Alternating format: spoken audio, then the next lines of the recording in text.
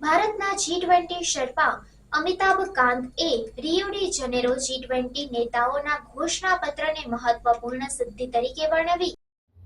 ભારતના G20 sherpa Amitabh કાંતએ Rio de Janeiro G20 નેતાઓના ઘોષણાપત્રને મહત્વપૂર્ણ સિદ્ધિ તરીકે વર્ણવી છે, જે સભ્ય દેશો વચ્ચેની તીવ્ર ચર્ચાઓનું પરિણામ છે. ઘોષણાપત્ર, જે અનેક મુખ્ય વૈશ્વિક મુદ્દાઓ પર એકમત અભિપ્રાય દર્શાવે છે, તે અગાઉના વર્ષના નવી દિલ્હી ઘોષણાપત્રના પાયા પર બનાવવામાં આવ્યું છે. કાંતએ ભારપૂર્વક જણાવ્યું કે રિયો ઘોષણાપત્ર G20 રાષ્ટ્રોના સહયોગ પ્રયાસોનું પ્રમાણ છે, જે તાત્કાલિક વૈશ્વિક પડકારોને ઉકેલવા માટે છે. ઘોષણાપત્ર આપણા સામૂહિક પ્રતિબદ્ધતાનું પ્રતિબિંબ છે, જે ક્લાઇમેટ ચેન્જ, આર્થિક સ્થિરતા અને ટકાઉ વિકાસ જેવા મુદ્દાઓને ઉકેલવા માટે છે. તેમણે હાઇલાઇટ કર્યું કે ચર્ચાઓ કઠિન હતી અને વિવિધ મહત્વપૂર્ણ મુદ્દાઓ પર સહમતિ મેળવવા માટે વ્યાપક વાટાઘાટો કરવામાં આવી હતી. રિયો ઘોષણાપત્રના મુખ્ય પાસાઓમાં એક છે, તે છે વૈશ્વિક એકતા પર ધ્યાન.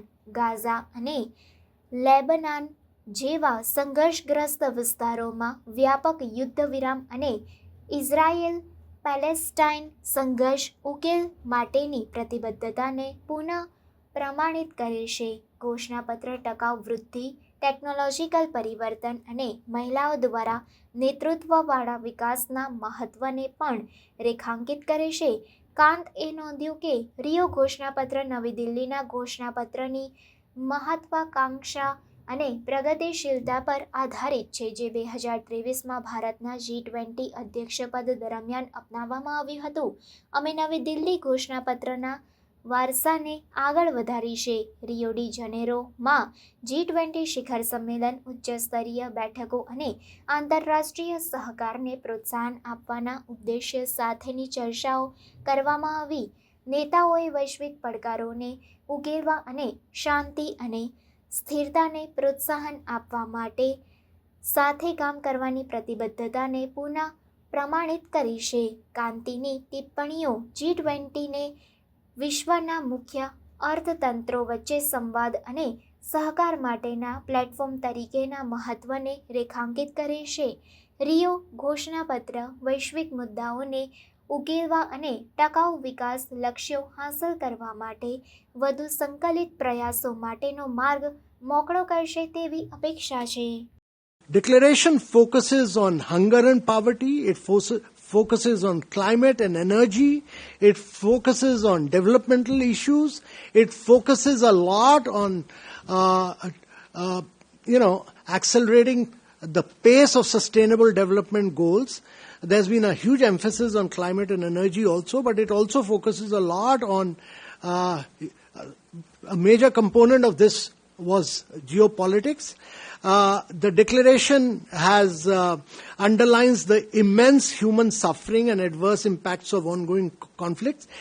The Prime Minister spoke in two sessions, one on hunger and poverty and the other on sustainable development and energy transition.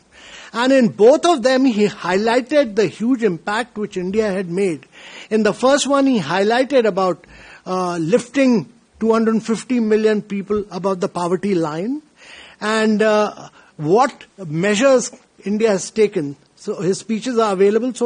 And in the second one on sustainable development, he emphasized how India is meeting this target of 500 gigawatt of renewable energy, or India is the only country of G20 which has achieved its targets 9 years ahead of schedule and has already achieved 200 gigawatt.